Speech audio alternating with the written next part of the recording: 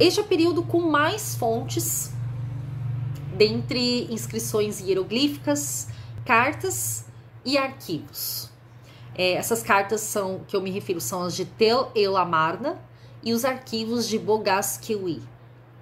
Sob o governo de Amoses I, os Hyksos foram expulsos e um exército poderoso foi formado, tornando o Egito uma potência militar.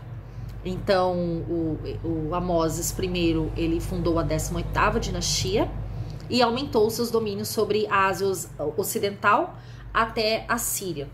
O Amoses conseguiu centralizar novamente o poder, diminuindo o poder dos nomarcas com o apoio dos militares. O Amenófis I continuou as suas conquistas, né, estendendo os domínios até a Palestina, até a Núbia. Durante a 18ª dinastia, o Egito enriqueceu com a cobrança de impostos de outros povos, né, principalmente esses novos territórios incorporados, né, sob domínio egípcio. E boa parte das expedições que resultaram nesse nível foram iniciativas de Thutmés III, conforme as inscrições nos templos de Karnak. O Thutmés III, ele governou por 54 anos. Eu não fiz o slide sobre uma rainha que eu queria falar um pouquinho para vocês, que era a Hatshepsut, né? E que ela teve a sua múmia descoberta há pouco tempo. Ela era pertencente à 18ª dinastia e ela governou por 22 anos. Ela nasceu em Tebas e o seu nome significava a primeira entre as nobres. Ela era a filha mais velha do Thutmés I e da rainha Ahmose, auxiliando sempre o pai, né, no governo enquanto ele ainda era vivo.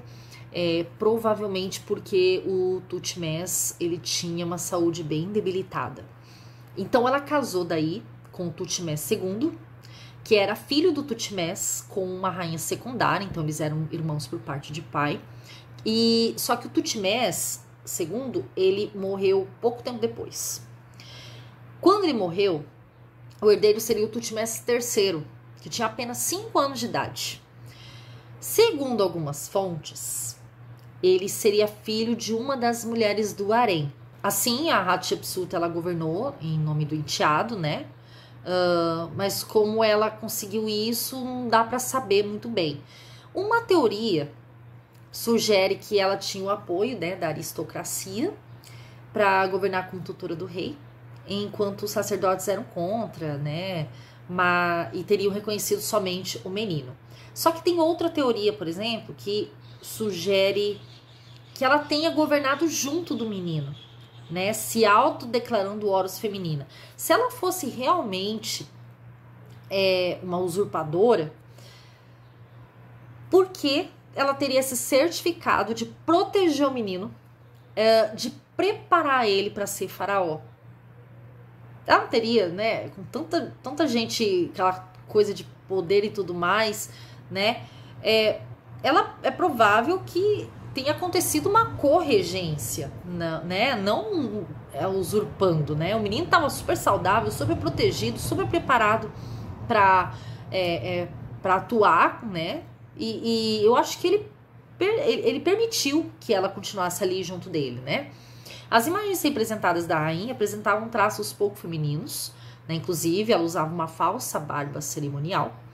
Com a ajuda do arquiteto Semnut, que dizem que era o amante dela, ela mandou terminar a construção de algumas obras públicas e o seu governo trouxe bastante paz e prosperidade para o Egito.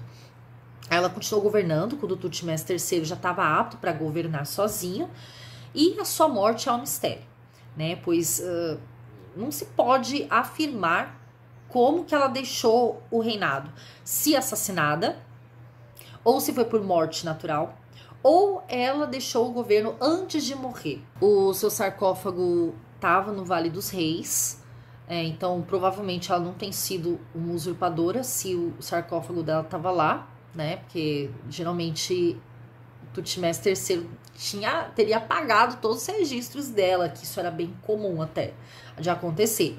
E ela morreu aproximadamente com 37 anos de idade, ela morreu bem nova, né? Foram encontradas profanações, destruição aos monumentos referentes a ela? Foram. Porém, alguns estudos arqueológicos sugerem que tenha acontecido provavelmente pelo filho do Thutmose III, mais ou menos uns 20 anos após a morte dela, e de quem havia convivido com ela. O Thutmose IV, casado com uma princesa mitaniana, ele tem o seu filho Amenófis III, que se torna o primeiro faraó com descendência ariana.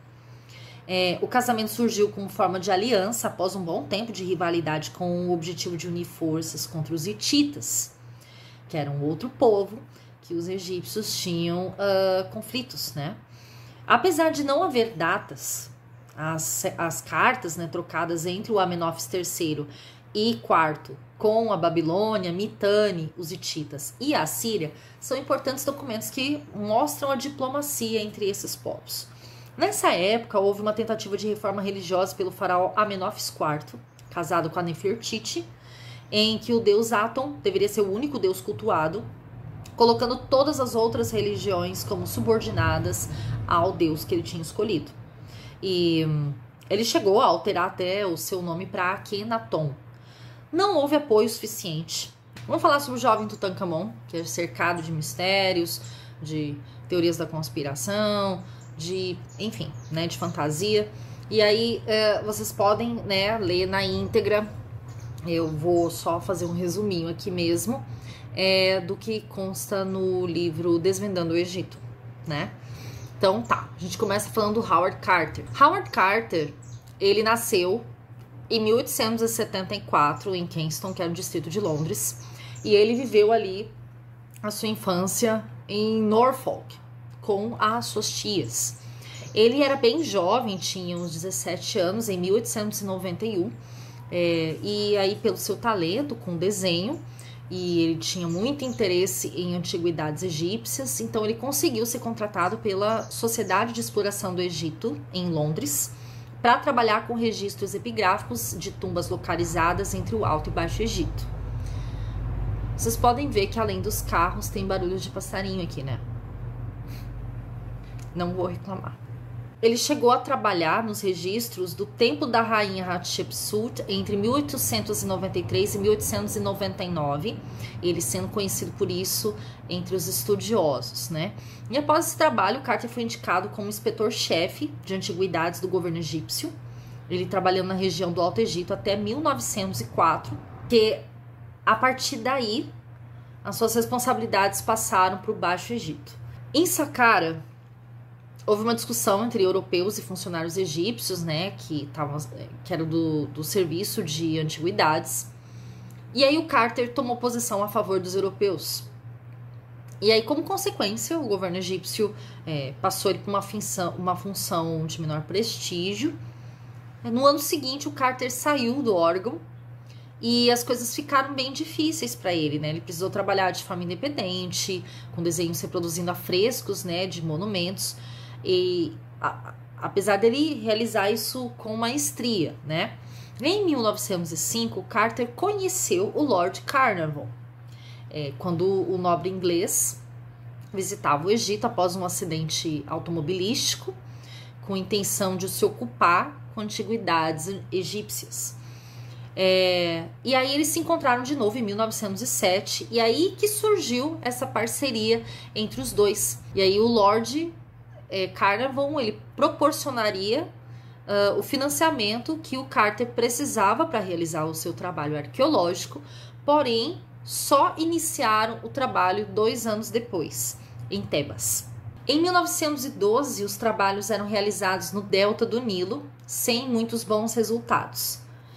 Em 1914, o Lord Carnarvon conseguiu autorização para as escavações no Vale dos Reis, mas teve a Primeira Guerra Mundial, que atrapalhou, adiou tudo em 5 temporadas.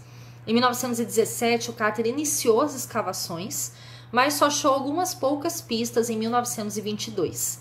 Nisso, o Lord Carnarvon estava já disposto a desistir de continuar a financiar, sendo convencido pelo Carter, que estava disposto a também investir dessa vez, em uma última temporada. O Carter acreditou, então, que o Tutankhamon, ele estava por ali ainda intocado por não ter tido a mesma importância dos outros faraós.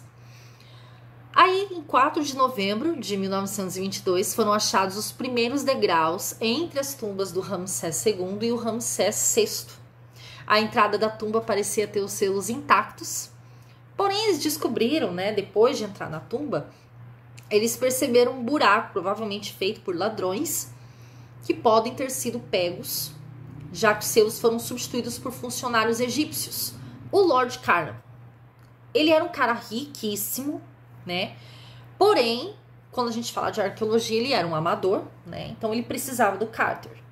Os dois juntos foram necessários para que as descobertas fossem feitas, né? George Edward S. M. Herbert, o quinto Lord Carnarvon, nasceu em 26 de junho de 1866 no castelo da sua rica família chamado Highclere, localizado em Hampshire. Ele casou-se em 1895 com Almina Vitória Maria Alexandra Wombwell. Super rico, Carnarvon chegou a criar cavalos de corrida, foi piloto de corrida também, até que ele se acidentou na Alemanha em 1901 e a saúde dele ficou bem debilitada. Aí ele se rendeu a outra paixão dele, que era a egiptologia. O Lord Carnarvon, após a descoberta da tumba do Tutankhamon, ele vendeu a história primeiro para um jornal londrino. Logo depois ele foi encontrado morto no Winter Palace Hotel. Como causa oficial da morte, estava uma infecção causada pela picada de um mosquito infectado com erisipela enquanto ele se barbeava. Dali surgiu a história da maldição, que conta que no momento da sua morte, a 1h55 da manhã, as luzes do Cairo se apagaram, ao mesmo tempo a sua cadelinha em Londres teria dado um uivo e morrido também. Só se falava disso na época, né? Mas a verdade é que, imaginem só, outras pessoas morreram, tá? Que tiveram contato com a tumba de Tutankhamon.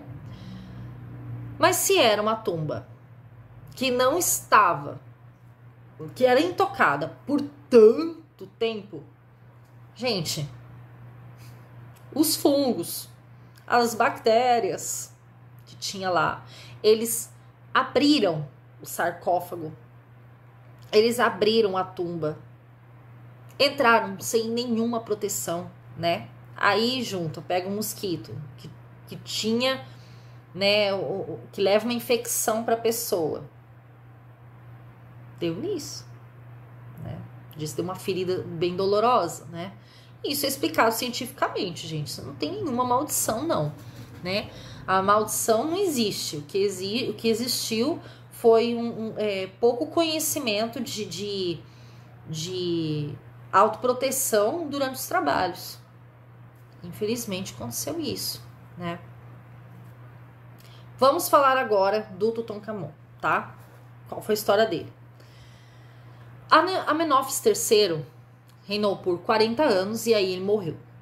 Assim, em 1364 a.C., ele assumiu o trono, o filho dele, o Amenófis IV, com a rainha Tié aos 15 anos, tendo sido criado em Tebas e sendo conhecido por não gostar muito de atividades de força, como caça, o uso de armas e tal.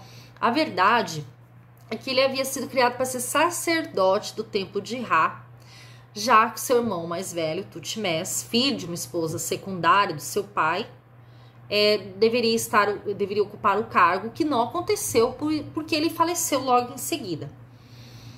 O Amenófis IV casou então com a Nefertiti, por imposição de Tié, a sua mãe, que não foi problema, já que os dois se deram super bem.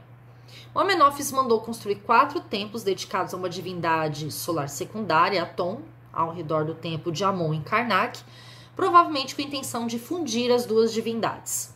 Os sacerdotes começaram a perceber o seu favoritismo com Deus Aton, e isso desagradou os sacerdotes. 5 anos depois, o Amenófis trocou seu nome para Akhenaton, deixando sua predileção bem clara, né? Declarando Aton como o único deus a ser cultuado. Dizem que é possível que o faraó tenha agido dessa forma para diminuir o poder do clero. Então, após essas mudanças, o faraó se muda de Tebas para a cidade que seria construída em homenagem ao deus Atom, a cidade Aquetaton, horizonte de Atom, conhecida como Aldeia Amarna, que fica próxima às ruínas. O famoso busto de Nefertiti é dessa época. Ele está exposto no Museu de Berlim, na Alemanha. Akhenaton teve 6 filhas com Nefertiti e um filho como esposa secundária, Akia. O seu filho, então, foi chamado de Tutankhaton.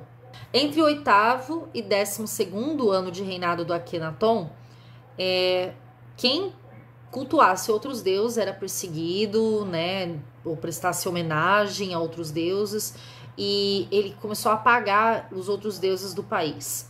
Depois disso, o faraó perdeu aliados por descuidar, né, das questões administrativas. Ele se preocupava demais com as questões religiosas e esqueceu, deixou a desejar a questão administrativa e diplomática, o que possibilitou a conquista dos portos da Fenícia pelos hititas e a perda do controle das minas de ouro na Núbia. A partir do 15º ano, não se tem mais informações sobre Nefertiti e Kia. E o faraó morre 2 anos depois. A múmia dele nunca foi encontrada. Até que Tutankhaton, com 8 anos, subisse ao trono. Por 2 anos o seu regente governou, que era o Ismenkari, que aí não se sabe bem quem que pode ter sido, mas alguns pesquisadores acreditam que se tratasse de um título, né, dado aos corregentes. Então, necessariamente não era o nome da pessoa que foi corregente do Tutankhaton, né? A teoria mais provável é a de que se tratasse de um nobre chamado Panhese, esposo da filha mais velha de Akhenaton, Meritaton. Gente, é muita gente, né? E o casal teria sido executado em Amarna, com todos os moradores a mando de Ai, o vizir na época, que viria a se tornar o faraó anos depois, e por isso acredita-se que ele tenha executado todos para subir no poder. Tutankhamon, né, ele mudou depois o nome para Tutankhamon, e a sua irmã foram poupados e levados para Tebas para se casarem, ele com 9 anos e ela com 11. É possível que o Ai tenha sido o real governante nesse período, junto com um general chamado Horemheb, e que Ai tenha sido o pai de Nefertiti. Com 4 anos de reinado, o Tutankhaton, ele muda o nome para Tutankhamon, ele rejeita as reformas religiosas do pai, né? Restaura os antigos deuses, e isso foi registrado na estela da restauração que foi encontrada no templo de Amon, em Karnak. O Tut, vamos chamar assim, Tutankhamon, ele faleceu em 1324 a.C., com apenas 19 anos, novíssimo. É possível que tenha sido enterrado em uma tumba destinada a um alto funcionário, já que a sua tumba de verdade ainda não estava pronta. E após a tentativa de roubo, a sua tumba foi esquecida. A sua irmã e esposa viúva, que era Akhesenamon, enviou então uma carta a Suppiluliuma I, que era o rei dos hititas, com a proposta de casar com um de seus filhos, uma forma de harmonizar a situação entre egípcios e hititas, que eram inimigos, sem ficar exposta. A carta foi preservada, porém, não se sabe o destino do filho do rei enviado. Provavelmente ele foi morto em uma emboscada ordenada por Ai ou Horemheb. As suspeitas são grandes, até porque a rainha ela acabou se casando com o Ai. Pouco tempo depois ela morre, o Ai também. Horemheb acaba se tornando faraó, já que não havia herdeiros. O Horemheb era herói de guerra, né? E também tinha apoio do povo. E aí ele trocou o nome de Tutankhamon pelo seu em vários monumentos. A 19ª dinastia ela foi fundada por Ramsés, que era o príncipe de Tanis, no Delta, que era próximo do faraó Horemheb, então faraó da 18ª dinastia. Mas o apogeu da dinastia fundada veio com o filho Sete I e o seu neto Ramsés II. Ao contrário de expandir o império como a dinastia anterior, a 19ª dinastia se preocupou mais com a defesa dos territórios. O Sete I venceu ataques dos nômades, de amorreus, arameus, e foi o primeiro faraó a derrotar os hititas em Kadesh. O terceiro faraó da nona dinastia, o Ramsés II, foi considerado o governo de maior prestígio econômico, cultural e militar. Era neto do general Horemheb, que assumiu o trono após a morte do faraó Ai. Filho de Sete I e da rainha Touia, recebeu aos 10 anos de idade o título de filho primogênito do rei, sendo considerado o herdeiro legítimo do trono. Ainda adolescente, ele já participava, né, de campanhas militares. Antes de assumir o trono, ele casou-se, né, com a Nefertari e também com Isit Nefert. Nefertari, além de ser a sua esposa predileta, possuindo o túmulo mais famoso do Vale das Rainhas, também deu à luz ao primogênito de Ramsés, o Amenhotep, e mais 3 filhos e 2 filhas. Outra esposa de Ramsés II foi Enut-Miré, que ainda não se sabe se era sua irmã ou se era sua filha. Ao todo, o faraó teve mais de 150 filhos, todos sepultados no túmulo coletivo no Vale dos Reis, hoje chamado KV5. Ramsés II é lembrado pela Batalha de Kadesh contra os hititas, com o rei Muwatalli, e também pela construção de vários monumentos. Ele conseguiu um tratado de paz com o rei hitita Hattusil, considerado o primeiro regulamento internacional da história, firmando a fronteira que os separava, trazendo 50 anos de paz. O seu reinado durou por volta de 60 anos, tendo falecido ele com 82. Eles viviam bastante, hein? Ao fim do seu reinado, iniciaram-se deslocamentos de povos na região dos Balcãs e do Mar Negro, invadindo a Líbia e também o Egito. O filho do Ramsés II, que era o Menepta, consegue vencê-los, o que consta em uma estela encontrada em Tebas, no templo do rei, que cita vários povos, dentre eles, pela primeira vez citado o nome de Israel. Durante a expansão, o Egito se envolveu em guerras de conquista, o que enfraqueceu o poder militar, e após a morte do Ramsés XI, né, o Ramsés XI, o último faraó da 20ª dinastia, o Egito passou por várias fases de divisão e unificação até a 30ª dinastia. Inclusive, foi a 25ª dinastia que foi a dinastia dos reis núbios, né, que eu falei no começo da aula. Inclusive, foi esse faraó, o primeiro faraó dessa 25ª dinastia, que reunificou o Egito, que estava dividido, e aí reunificou. Foi uma das reunificações. Em 671 a.C., o Egito foi conquistado pelo Império Assírio da Mesopotâmia, após uma tentativa fracassada de Senaqueribe pelo rei Assarhadão, conquistando Mênfis. E aí o Assurbanipal prossegue saqueando também Tebas. Né? Então durou muito tempo essas tentativas, passando de rei para rei, né? O objetivo de conquistar o Egito. Ok, aí a gente entra no período tardio, ou período saíta também chamado. Pela dificuldade de manter esse domínio, os assírios eles perderam o poder, né, sobre os egípcios, e eles se retiraram por volta de 657 a.C., época que os egípcios mudaram a capital de novo, dessa vez para Sais, na região do Delta. Psamético I, ele fundou a 26ª dinastia, sendo descendente dos reis de Sais, que foi depois, né, da dinastia núbia. Para expulsar os estrangeiros, ele contou com a ajuda de cários e jônios, que eram mercenários gregos, e com ouro vindo da Lídia, né, o financiamento através desse ouro.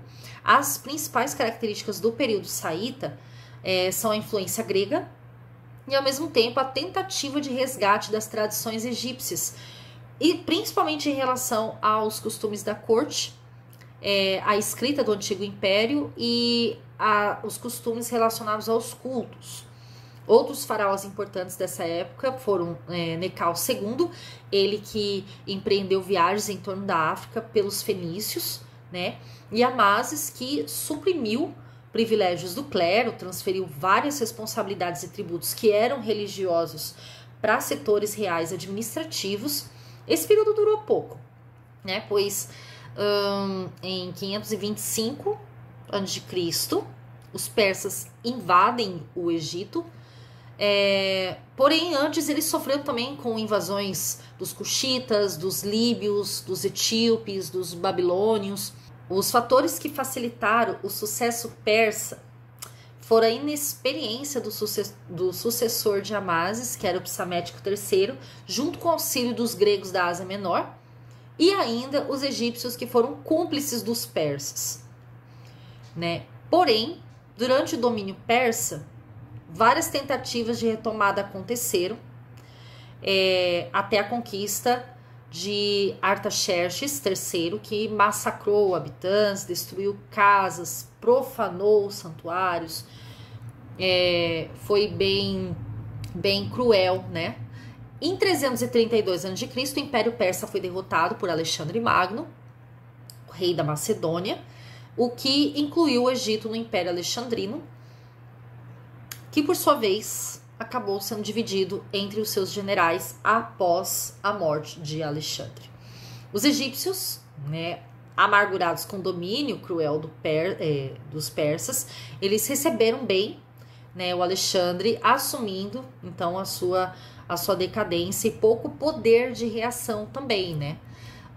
Em 323 a.C., o comandante macedônio Ptolomeu proclamou-se rei do Egito, com forte influência da cultura helênica grega, surgindo a dinastia ptolomaica, a última dos faraós, terminando com a morte de Cleópatra. Em 30 a.C., os romanos conquistam o Egito, o qual se torna uma província do Império Romano, após a morte da Cleópatra. Lembrando que não tem só uma Cleópatra, essa era a Cleópatra VII.